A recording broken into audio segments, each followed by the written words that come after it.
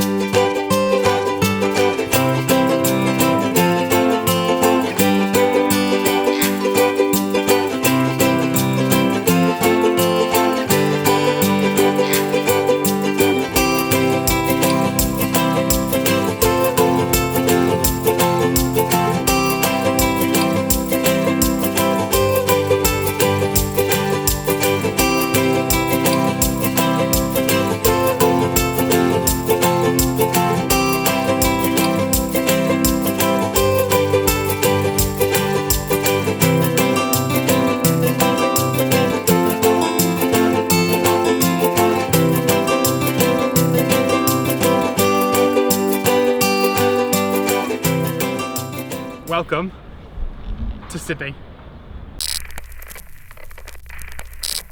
It's so cool to finally be here in Sydney. It's somewhere I've always wanted to come, even though I've been in Australia for like 4 months now. This is actually the first time that I've left Melbourne. Unfortunately, I'm not actually here to visit Sydney, but I have got a few hours to kill before going to do what I'm supposed to be here for, so we're going to go do some sightseeing in that time.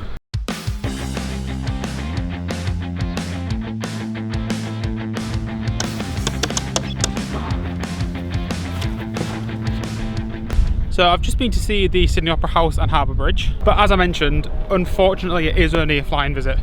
But I couldn't come to Sydney and not at least visit Bondi Beach. So I've had a look and you can get a ferry to Bondi Beach, so I'm going to head over there now.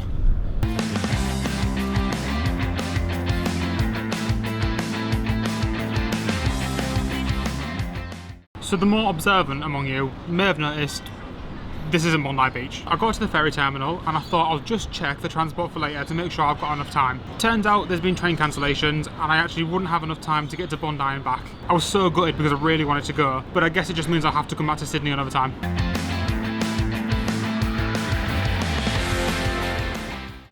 So I've just missed the train that I needed and now the next one isn't for another hour. I'm really being tested today.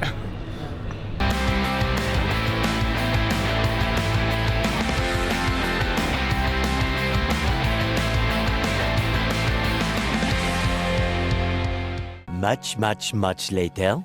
So, I bought a van.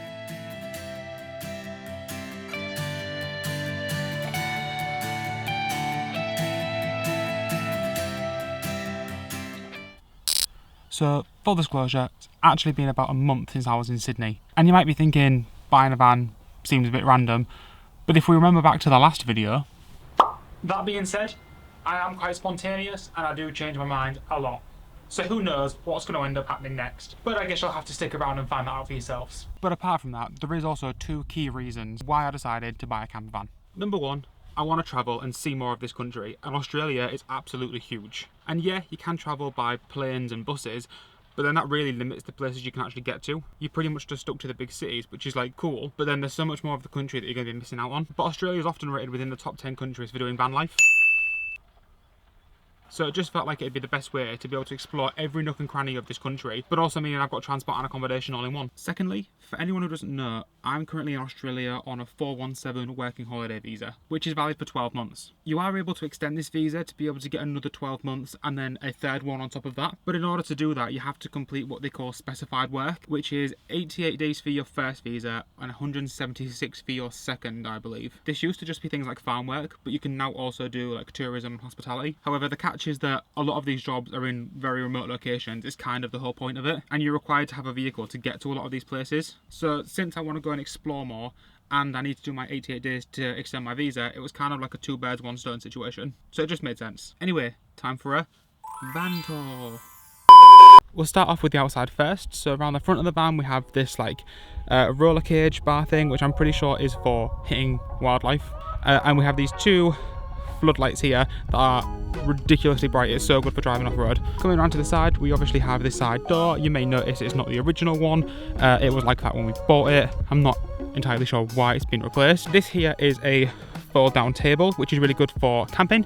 And up on the roof we have a king's awning and another one there on the back. Up on the roof we have got two 180 watt solar panels and a roof rack. Obviously the solar keeps our batteries and everything charged. And then this white one down here is where we fill up the water.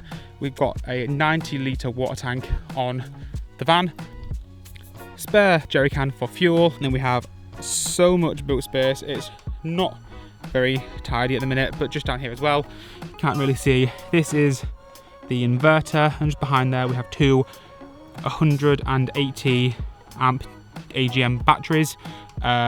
That's what runs all the electrical and everything in the van. Allows us to charge devices, use the lights. Everything's either run off 12 volts or 240. Don't entirely understand how it all works. I just press buttons and hope for the best. Heading into the van, we have this little seating area here. This is the kitchen space.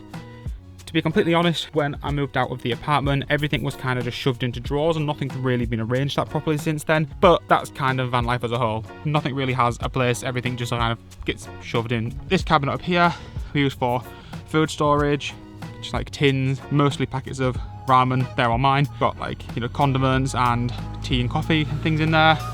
And over in this one, just a bit of random everything. I've got some fuel up here. We have like spare sugar that didn't fit in the canisters, and just like a measuring jug and a cheese grater. And then this cupboard is where we store all of the cups and plates. You may be wondering why the towel's in there. That's mainly just to stop everything from rattling around when we're driving. So there's these non-slip like black mats on the bottom here, and then we just sort of wrap all the plates in a towel. Coming onto the side here, we have this little like wire shelf thing along the back of the sink. Comes in handy. We just have like, you know, oil and tea and sugar in that one, and then just down there's all the washing up stuff. Then we have this nice big sink, and then underneath here, this blue canister is the grey water. That's 25 litres. It just unscrews and then we just take it out and empty it when we need to. Under here as well, we also just have our camping stove. Just runs off these little butane gas canisters. You get like 4 of them for $6. It's really cheap, easy to use. This drawer here is a little pull-out pantry. Just has things like, you know, herbs and spices. So all of the top cabinets as well have these little magnet locks on them, which helps them to stay closed when we're driving. These ones have these little catches. I'm pretty sure they're mostly used for baby-proofing houses, but they come in really handy for van life as well. We just have cutlery and a few more mugs in this one. Second drawer has kitchen towels, just, you know, some wet wipes and some duct tape. And in this bottom one, just other kitchen bits. We've got some kitchen foil, some cellophane wrap, and some kitchen scales.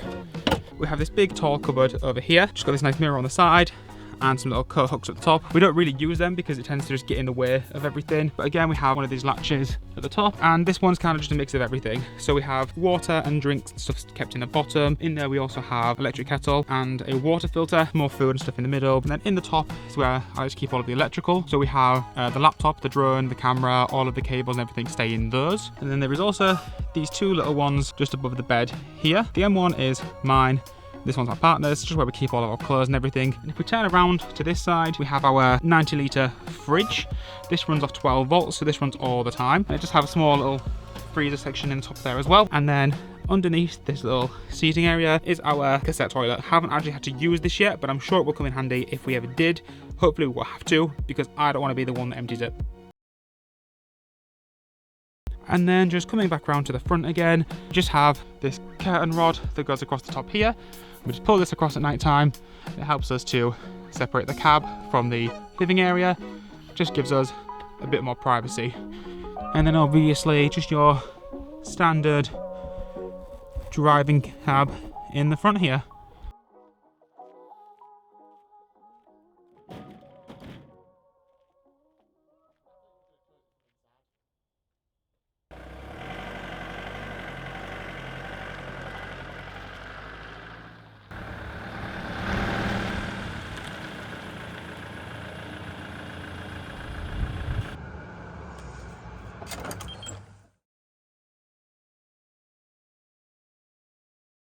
So today is our last full day in Melbourne before we officially start van life. I've just got a few last minute errands to do and a few things to buy, so we're just going to head off and do that now. And obviously, it's raining. Another reason why I can't wait to leave Melbourne. The reason we come to JB Hi-Fi is just to get this little Fly More kit because they didn't have them when I bought the drone a few weeks ago. As you can see, $259. But I've just realised that JB Hi-Fi actually price match, and we found online for $199. $60 saved. Bargain.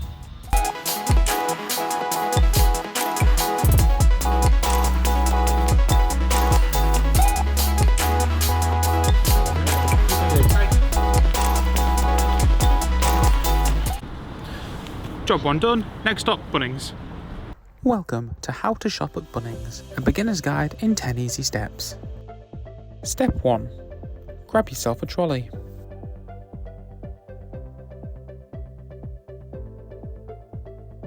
Step 2. Wander aimlessly down the aisles, not actually finding what you came in for. Step 3. Give up searching and go find a staff member for help.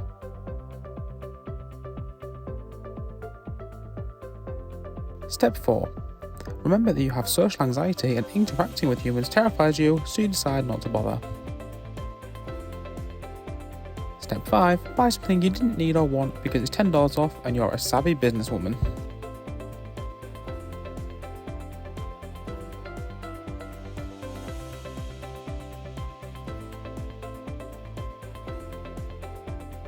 Step 6. Get distracted by all the beautiful kitchens and then remember that you live in a van and that even if you didn't, you wouldn't be able to afford one because you're poor.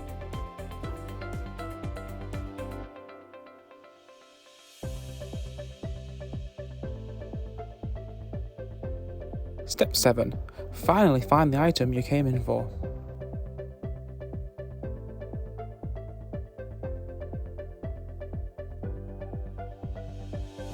Step 8. Buy even more stuff that you don't need and spend money that you don't have because you have no self-control.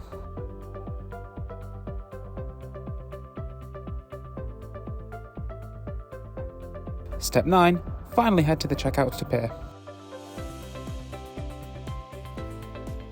Step 10. Walk out realising you spent far too much money and that you can't afford to eat for the next week.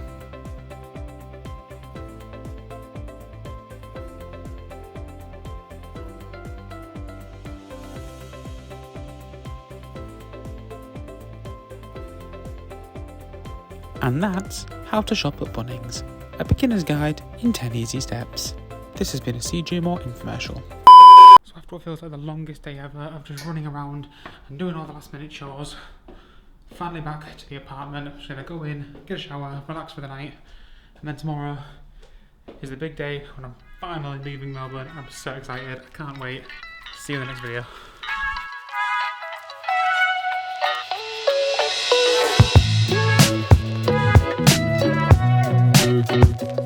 Thank you.